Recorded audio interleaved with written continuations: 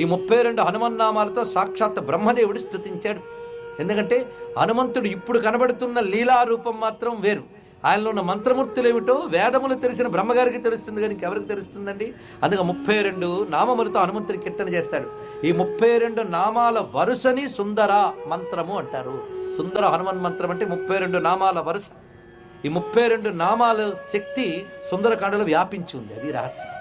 అందుకే సరిగ్గా లంకలో ప్రవేశించబోయే ముందు చేసిన స్తోత్రం బ్రహ్మగారిది. ఇది రహస్యం, సంహితా గ్రంథాల్లో ఉంటుంది.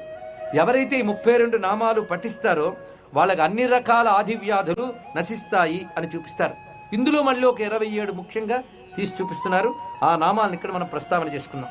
హనుమాన్ అంజనాసూను వాయుపుత్రో మహాబల కపీంద్ర పింగళాక్షశ్చ లంకాద్వీప భయంకర ప్రభంజనసుత వీర సీతాశోక వినాశక అక్షహంత రామసఖ రామకార్య ధురంధర మహౌషధిగిరేర్హారి వానర ప్రాణదాయక వాగీశ తారకశ్చైవ మైనాక గిరిభంజన నిరంజనో జితక్రోధ కదలీవన సంవృత ఊర్ధ్వరేత మహాసత్వ సర్వమంత్ర ప్రవర్తక మహాలింగ ప్రతిష్టాత బాష్పకృజ్జపతాంబర శివధ్యాన పరో నిత్యం శివపూజా పరాయణ.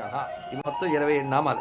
27 నామాలు కలుపుకుంటే దీనికి సుందర హనుమన్ మంత్రం అని పేరు చెప్పారు. ఇక్కడ 32 ఉన్నా కొన్ని 5 రహస్యనామాలుగా చెప్పారు కనుక 27 ఇక్కడ ప్రస్తావన చేయడం జరుగుతున్నది. తస్మిన్ క్షణే సమాయాతో బ్రహ్మోవాచ హరీశ్వరం 27 నామాని లోకేతేవ పఠంతియే.